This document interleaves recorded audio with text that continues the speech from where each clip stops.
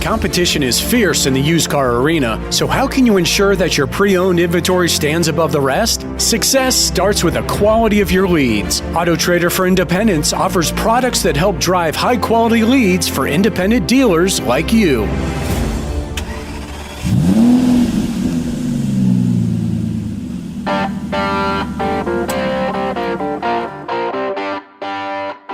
Welcome to Used Car News Podcast. Used Car News is your top source for fast and reliable news that car dealers can rely on for this evolving industry. Here are this month's top stories. Tesla tops recall list. America's Group appoints CFO. And firm releases EV cost of ownership study. Plus, special guest Kevin Roberts, the Director of Industry Analytics for CarGurus.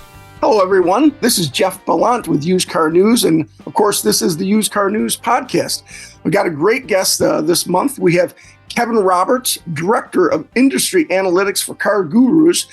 Welcome, Kevin. Hey, thanks for having me. Yeah, great to have you. I know that we interview a lot of dealers and auctions, and we know a lot of our dealers, if they're not marketing on CarGurus, they're looking for cars on CarGurus, so that a lot of our folks are familiar with you guys. And so it's going to be interesting. We're going to go through CarGurus quarterly review, and this is for Q1 already, as we were talking about in the pre-show there. Time's flying. We're just going to get right to it if it's okay with you, Kevin. Yeah, absolutely. Let's dive in. Perfect. Okay, we're going to start out in the report on page 3. Talks about some data points that you're seeing from the quarter. One of them, the big one that I'm sure a lot of dealers are happy about, is the inventory increase we've seen from the dregs of COVID in November 2021 to now. And then could you kind of talk about other things on that page in terms of used cars and those? Yeah. So we definitely saw, shifts in new inventory. Obviously, we're coming out of the semiconductor shortage. So that's great. So we'll stick with kind of the positive data right now. Right. In somewhat positive or potentially negative, depending on how you're looking at it, what you're kind of looking at. The number of used vehicles priced over $40,000 is up, 146% from where we were in Q1 2020, which is crazy. And then I got to include something about EVs. Yeah, sure. It's literally what I think what the most of the media is really interested in talking about lately. So used EV views are actually up. So if you're looking at the number of views, what people are looking at on the site is actually up, almost 36% from last year. Mm-hmm. So really what I think is going on there is when prices are coming down, and prices have come down a lot on used EVs, I think you're starting to see a lot more kind of interesting consumer interest on that front. So that kind of aligns to that kind of thought that when prices come down, the demand will grow. Yeah, that will be interesting. That will really tell a lot about the EV story because, okay, it's great for the kind of the subsidies at the front end, but it'll be interesting to see how they hold their value. And then, like you said, does that lower value finally get someone to take a bite out of it there, and go into it? Yeah, it's one of those things where it's good for the consumers looking now, but and the flip side of the coin, it's potentially bad for anyone who bought a EV, either new or used, in the past couple of years. They could be in for quite a shock on what the value of that vehicle is. So it's, as with everything, new industry, new things going on, there's definitely some pros and cons with a lot of the things that are going on. Excellent, Kevin. Okay, I want to go on to page 5 on the report. Yeah. It talks about buyers searching for a deal or an upgrade.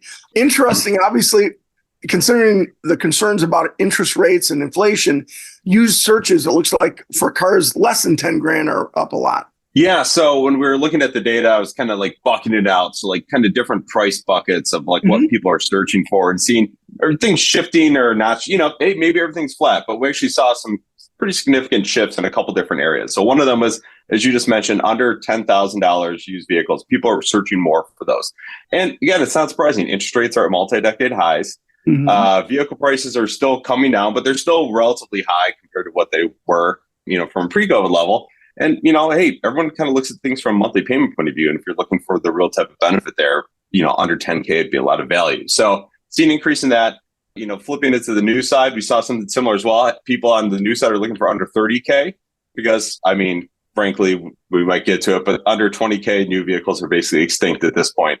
So that's kind of interesting. And then also on the new side, it was people were looking at over 50K. So kind of a juxtaposition where people are obviously looking for value out there in the marketplace. But then, there's also some people out there saying, hey, I want something maybe a little nicer. Yeah, we had an employee one time, his uncle was like an orthopedic surgeon. And so what he would do is he'd get like one of these super high-line cars, like a group of them, whatever he liked. And he'd find out which one had the biggest residual drop in the first 3 years, and then he'd buy that used. You know what I mean? Because then he figured he got the big deal, but a really good car. Yeah, that's interesting that you're right. You're seeing an increase of searches over 50K, and then of course under 30,000 for the new side. And then on the page 6, it talks about a great headline. This mine's kind of cut off: redefining affordable. Yeah, what are you seeing on there? Because I love the idea of what you guys get. I mean, it's great to see numbers of stuff that people are buying, but it's also good to see what people are searching, what people are probing for. Well, yeah. So this is looking at the amount of the available inventory out there. So if we look at, the number of vehicles available at the end of March across a couple different years, what you actually see is that for the new side, if you're looking for a vehicle under $20,000, it's relatively extinct at this point. Inventory in under 20K price bucket compared to the end of Q1 2020 is down 95%. So it's almost extinct. And if you're looking for something in that 20 to 30K price range, it's down 59% over the same time period. So again, we saw that increase in what consumers are searching for, and they're probably searching more on that front because it's getting harder to find that inventory out there with what's been going on. Interesting. Yeah. And I guess and I know if people want new cars, they want new cars, but obviously that's still the inventory drag. Hopefully that's good for used cars. I know they're suffering from the same thing as well, but in terms of dealers. On page 7, we have Hope on the Horizon. Now, this is an interesting page. Tell us a little bit about what you guys discovered in this section. Yeah, so this was looking at the same type of cut, but looking at it used versus new. So on the new side, we're obviously seeing, the extinction of the 20K vehicle on that front. So with the positive news on this one was that while there has been a large reduction in lower price used vehicles, we actually did see a year-over-year increase in vehicles priced under $10,000. That's a positive. So it's not like it's continuing to go down. We're at least seeing some positive trends there. But, overall, compared to Q1 2020, there's been a 46% reduction in vehicles priced under $10,000. And then it's also important to keep in mind that what you're getting for an under $10,000 vehicle is also shifted a lot. So, one stat we have in here is the mileage for a vehicle priced under $10,000 is actually up 10% over that time period. So when you really kind of dive into the data, what you're finding is under $10,000 vehicles still might be there, but they've really shifted in what you're getting. They have higher mileage and they tend to be older than what you're getting before. So they're still around, but it's not what you kind of remember from a couple of years back. Which makes sense. Yeah, which makes sense because people were hanging on to cars. And of course, because of prices or because of inventory, they probably held on to cars a little bit longer. Excellent. Okay, on page 8, talks about, this is an interesting comment. It talks about prices have room to come down, but unlikely to COVID levels. On the used side, it says used prices have 3.9 thousand, so almost $4,000 in room to decline. What does that mean? Yeah. So what we did is we all remember what prices were like pre-COVID levels. So I looked at what the average price of a vehicle on CarGurus, a used vehicle at the end of used vehicle price at the end of January 2020. It's around 20,500. I think that's what everyone kind of remembers is the kind of good old days. And so what we then look at is where it got up to. So the average price peaked in July 2020 around 32,300. So just a massive increase in used vehicle price.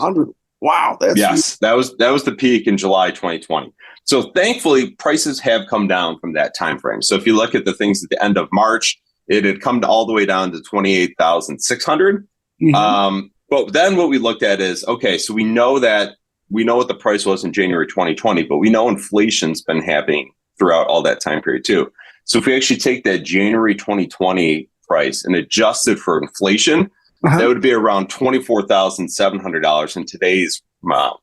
So what we did is we looked at the amount of where it is now and where that kind of adjusted inflation baseline is. And that's where we kind of solve for. That's that potential price where things could come down because used vehicle prices kind of over-indexed on the inflation front. And so we see there's additional room to come down. But the kind of interesting and potentially, sad how you look at it type of thing, we just had a new inflation report today. If I ran that data again now, that $24,700 would likely be a little bit higher because inflation is continuing to grow. So that there still is room for it to come down, but as each month kind of goes by, it's going to slowly eat into that potential room for further reduction. Boy, that's a great point. Yeah, and that's the thing about fear about that is then what are they not going to do interest rates. I mean, they didn't do them cuts last time. They talked about maybe doing them this time, but I don't know with the inflation like that. We'll see. But yeah, great points. That great explanation. Now we have a spot in the report talks about models that saw the largest price declines during Q1. Got a lot of them, but what are the ones that kind of jump out you? Let's go with regular vehicles and then EVs. Yeah, so I mean, regular vehicles, a lot of them are EVs, anyways. It's a lot of them are EVs, and so if you look at it on the new side, the story is price cuts. OEMs are cutting prices of new EVs to try to spur demand.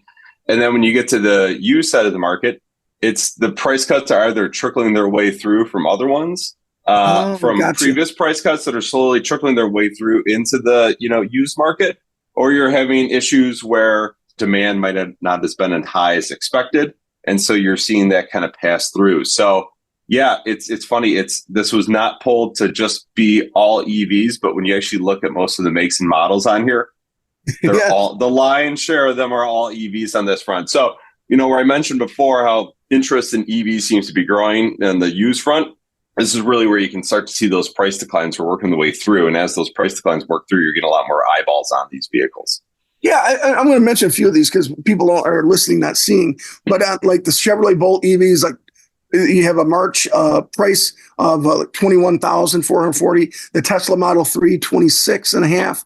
The EV6, $34,000. The Kia, which is kind of cool looking car. Subaru Solterra, $34,000. So I mean, these are not outrageous prices. The Hyundai, the Hyundai one is like $16,500. So it is interesting that those prices are kind of in a normal person's ballpark, I would think. Well, yeah, I think that's where you start to see them get a lot closer to the average out there, and you see some that are actually underneath it. And then there are used EV tax credits out there now if you're buying from a dealer. Very and good. If it's got to be under $25,000. And so initially, when that was announced, it was like, geez, how many vehicles are actually going to be underneath this? But we're actually seeing more and more vehicles start to qualify under that price point as time goes on. And so there's a lot more opportunity out there. I will caution, though, that EV tax credit is a once in its VIN lifetime. Right now, it's probably great times because most used EVs probably haven't received that credit. But as time goes on and that vehicle potentially changes hands more often, we could see some interesting, exchanges going on that front where you think you might qualify for the credit, and then it's actually that's already been used on it once before, but unfortunately it doesn't qualify for it anymore. It's interesting because I was talking to a 20 group guy for our last print issue, and he was saying that some dealers were having trouble going through that process of getting the EV credit. Now I wonder if that's part of it, that it's been a car that's been sold more than once. It's going to be a whole new thing. It's a whole, I'd say EVs are a whole new world to begin with, but that used EV tax credit is an additional layer of kind of uncertainty out there. Yeah, it's almost like an extra, it's almost like extra incentive. So, if you're going to try it quickly, Yeah. Now you had a page here, page 11, a long and winding road with uncertain ending, talking about days on market is surging. Tell us about that, because days on market is always a big deal with our dealers. Yeah, so this was looking at new inventory and basically how new inventory has been coming back.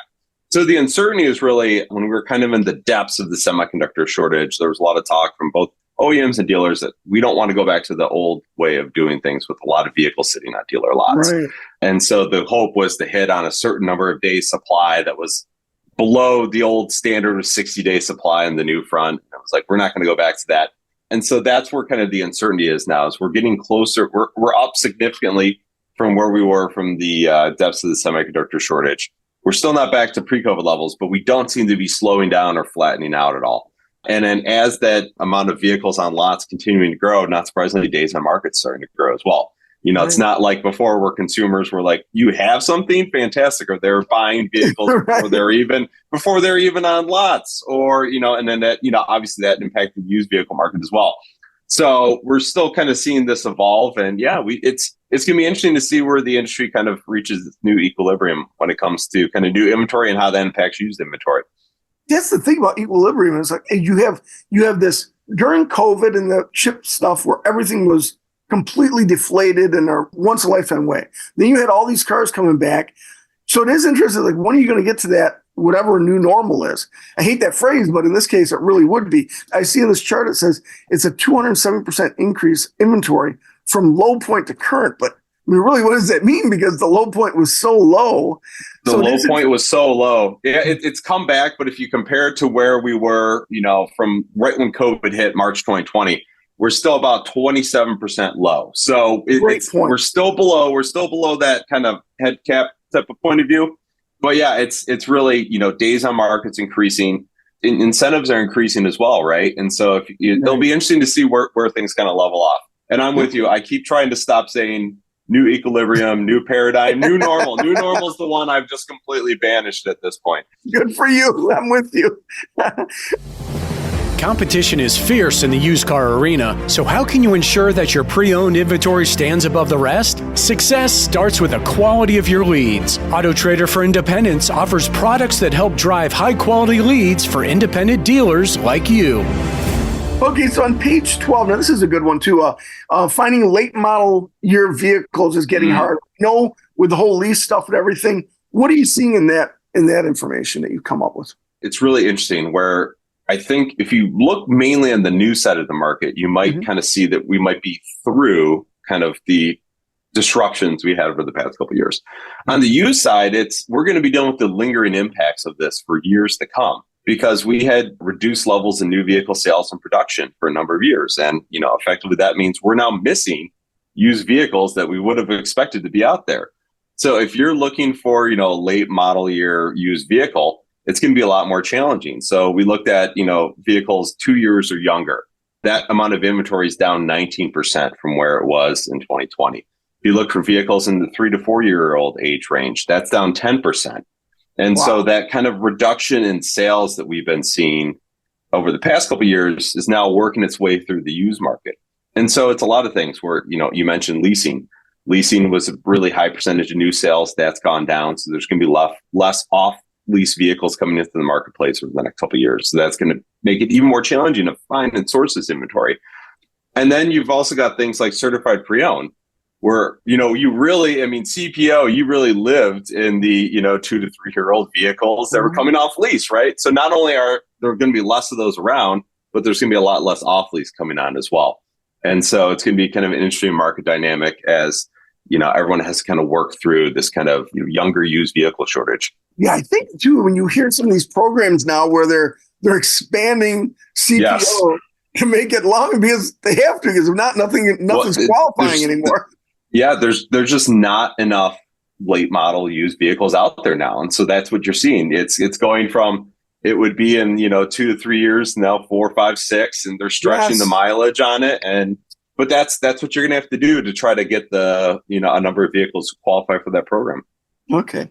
And we'll talk on the new vehicle supply of EVs. This is page 13 of the report. I mean, not surprising, but on the used car supply on the right side of that chart, what does that tell you? What do you guys learn through that? Yeah, so we're looking at day supply. So that's looking at month-end inventory divided by the quarter. So we did the quarterly sales rate, daily sales rate, so not just the single month, but the quarterly one. Okay, good, yeah. And so what we looked at there is, not surprisingly, the fastest turning vehicles or the shortest day supply out there is the Tesla Model 3 and Tesla Model Y.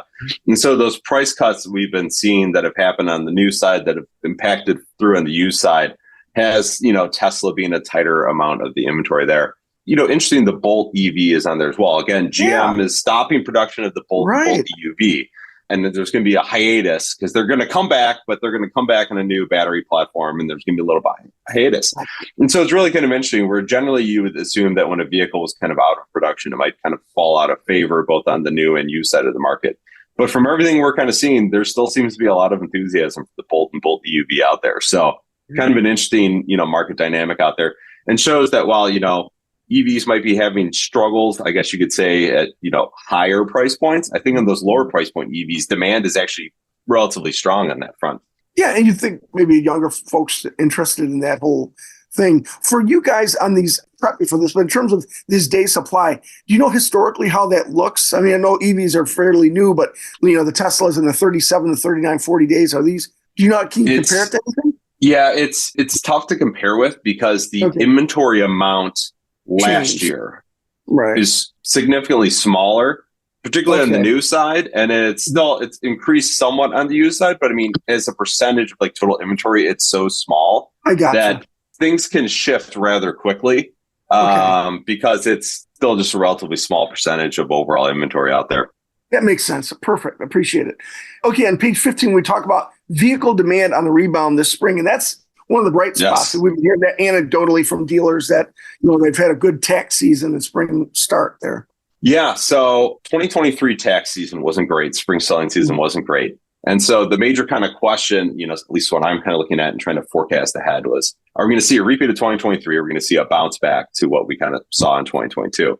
And thankfully, we've been seeing that both on the new and the used side as well. So new, obviously benefiting. There's a lot more vehicles on lots than there were a year or two ago. So that's helping sales on that front. Even with vehicles as pricey as they are, they're still going on there. And then the used side, it looks like we're bouncing back much more closely to what we saw in 2022 versus 2023, which is really welcome on that front. Because basically we had a really weak spring selling season, and then it took the industry kind of all the back half of the year to try to catch it up, which is a lower sales time of year. So it's looking better for the used vehicle industry in 2024 now that we're seeing a much better kind of Q1 on that volume front. The question is how long are the legs for this, spring selling season? And how long are we going to keep this going? So that's what's really going to be interesting as we get further into April. It's like, are we going to be able to continue to do this through? Or did we kind of overexhaust ourselves in the first quarter? And what's demand look like in the second quarter? All right. Well, we'll be following up with you on that then, Kevin. That's great. Now, on your page 819, we're talking again about EVs and hybrids on the rise, although the paths vary. I am curious about the hybrids. I was talking about, it seems like hybrids would make more sense than EVs, but this is where we're at. What are you learning about that in your data? Yeah, so it seems like initially the big push was everyone seemed to be aligned on EVs, and it was like hybrids were not viewed as kind of that transitory step. I think consumers are now starting to vote a lot more in that space, and they're saying we kind of like what hybrids offer. Either just kind of full hybrids or plug-in hybrids seem to be offering a lot of kind of great options for consumers out there, and so we're seeing a lot more interest in hybrids. Hybrids tend to be at a much more closer price point to internal combustion engines.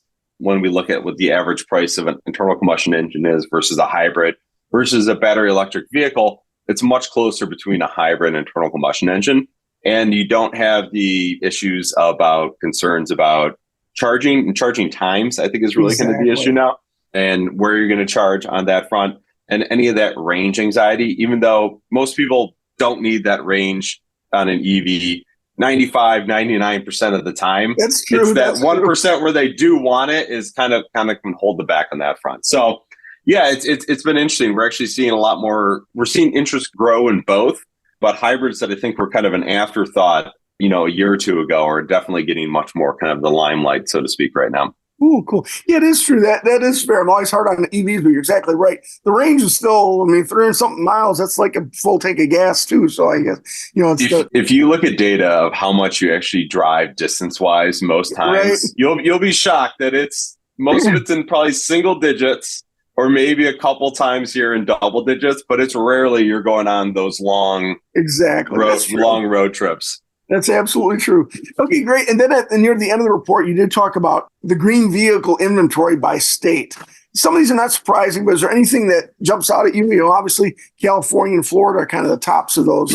What jumps out at you in terms of using? So what we did is on this one, historically, if we just look at where the EV inventory sits, it's not that surprising. California always tends to be the dominant player. So we were looking at where it's increasing. So are we seeing any types of kind of shifts there? And we're looking at for both EV and hybrids on that front. So again, not surprising, California's number one. Florida and Texas are always kind of surprising to see in there, but really what's going on there is that there's such large population states that their percentage of the vehicle population pool really pushes them up to the top. Okay, so it's not like they're like kind of leading the way on the green front, but they're just big states, big populations, big amounts of vehicle inventory. So that really helps them move up to the top. And then when you look at it, it's kind of interesting. The next three down: New York, Ohio, New Jersey. Not ones you would normally think. Maybe New York, maybe New Jersey, but Ohio moving up the list is kind of interesting on that front. So I think what you'll start to see, particularly now since we included the hybrid data on that front, I think you might see hybrids be kind of the greener solution in states that might not be as more pro Gotcha. greenhouse gas limitations on that type of front. Where hybrids could be great on that front and could really help, hey, you get great fuel economy with them. So. Yeah, I think about too in Michigan and where we're at in the cold areas where people are afraid of that funky range on the battery, then that's where the hybrid probably would. Yeah, I mean, a plug-in hybrid can get you a lot of the way around, right? Or especially if you can control, if it's one where you can control how you're doing it. You could be battery for when you're tooling around in a small city type driving. But hey, if you do need to take that long road trip, you're not, kind of limited to, oh, shucks, what happens if it's hot out and my battery starts running down faster than my anticipated range ways, and now I'm in some, sweating things out type of moment. Yeah, I think the big thing, I know Black Book, we just interviewed them about, the whole idea of measuring that battery health. And I think the more information we have on battery health will at least give people more informed decisions about that. I mean, I think if you know what you're getting and you know what that measurement is, then it'll help you make those decisions, more honestly, I guess. Okay, so at the end of your report, you have some of these key takeaways. Obviously, interest rates. Yes. I don't know. I mean, with the inflation going higher, does that mean we're not going to see cuts? It was weird that they sat there and didn't cut the rates, and they said, "Oh, we're going to cut them later." I'm like, well, how do you know that? That you're going to cut them later. Yeah. So the Fed came out at the end of last year and was saying that telegraphing they wanted to do 3 cuts this year. Right. The market was assuming they were going to do 6 to 7 right. Initially early in the year. So I looked at the latest data. They've reversed course. They're back to the 3 that the Fed was doing at this point. And again, with the continued stickiness and stubbornness of the inflation, it starts to get to the question of, are we actually going to be able to see interest rates cuts this year? The thankful thing is that even with the interest rates as high as they are and vehicle prices still kind of relatively higher compared to baseline inflation expectations, we are seeing strong demand in Q1. And so what I really think is out there is we could be seeing a lot of pent-up demand from consumers where you sat out 2021, you sat out 2022, you sat out 2023, but eventually you're going to get to a point where you still need to go out there. So really kind of in spite of the high interest rates, we actually saw, more robust demand than what was expected. I kind of view interest rates as kind of a regulator on where the industry can go at this point, where if you can take the interest rates off, then we can really start to get back to those kind of historical numbers of sales volumes. But as long as they're still kind of out there as high as they are, it's going to limit where we can go on that front. A little bit of a rein. And it is interesting that you say that, because typically we know that over the years and miles on cars on the road, it always goes higher. So at some point, even if it's not pleasant, you're going to make that change, So the other thing was, you mentioned we did talk about how long can the spring market go. You kind of touched on that. One of the key points you guys had was talking about the return of leasing. Do you guys have any ideas, any thoughts on that? Yeah, so I think the main thing we're going to have to see is used prices stabilize more, or at least get it to the more kind of consistent price stability out there. So maybe we understand what's going to be going on with it. Mm-hmm. I think that would really help to start give automotive finance companies more confidence to get back into the leasing market. Something right now is, you're leasing, you got to know what you expect the residual value of that to be in 2 or 3 years. Trying to guess the residual vehicle value of a used vehicle over the past couple of years has been very difficult. Crystal balls have been cloudy. Crystal balls have been very cloudy. And so I think that could be out there. But I think it'd be really important for both the new and used market. So on the new side, hey, vehicles are really expensive right now. If we can get lower monthly payments out there, that's what leasing's great at doing. That would be great to really help spur more sales in that front. And then if we can get leasing back up to the percentages we saw from a pre-COVID level, it's not going to benefit used immediately, but in 2 to 3 years, those vehicles will start rolling off lease. And as long as consumers aren't buying them out, then that could really kind of help replenish some of those younger used vehicles out there. That's awesome, Kevin. This is some great information. I love it's interesting from you guys, a company like CarGurus, where you actually, even if the areas are not sales, or when you're not looking at direct sales and things like that, the idea of what people are searching for, what people are kind of showing interest in, kind of maybe it's kind of a look ahead, where it's going. So I love that type of information. I'm sure listeners will too. Is there anything that we talked about a lot of stuff? Is there anything that you thought of or that jumped out at you that I didn't ask you about? The main one that I'm kind of thinking of, and we kind of really touched about, is what's going to happen with the used vehicle values kind of dropping now, and what people who bought 2-3 years ago, and what could happen there. Are they going to be underwater on their loans? And so one of the things before, right? Yeah. And so one of the things we're keeping a real close eye on is delinquency rates and what's going on there. And kind of keeping an eye on that, because I think there's a long tail to everything that, especially on the used side of the market, there's a long tail of everything that we dealt with over the past couple of years.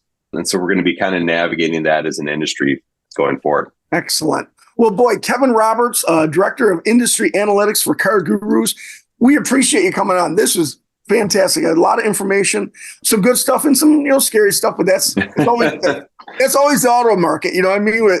And somehow dealers always manage through it. They're a good one. So we do appreciate it, and definitely would like to do this again sometime in the future, but we'll keep in touch if that's okay. Absolutely. Okay. Again, Kevin Roberts of CarGurus. Thank you guys. And see you next time or listen to you next time at Used Car News Podcast. Competition is fierce in the used car arena, so how can you ensure that your pre-owned inventory stands above the rest? Success starts with the quality of your leads. Auto Trader for Independents offers products that help drive high-quality leads for independent dealers like you. In a startling revelation, Busy Car unveils its inaugural quarterly recall report, shedding light on a staggering 9 million vehicles affected by recalls in Q1 2024. Tesla Inc. leads the pack with over 2.4 million vehicles recalled, primarily due to electrical system issues. This surge in recalls underscores persistent challenges in automotive safety and quality assurance. With 105 recalls impacting nearly 10 million vehicles, the United States witnesses a concerning uptick, emphasizing safety risks for millions of drivers. Busy Car's recall report aims to address these issues, providing crucial insights and solutions for dealers to ensure customer satisfaction and retention. Ron Krasinski steps into the role of Chief Financial Officer at America's Group, overseeing financial operations for America's Auto Auction and Axle Funding.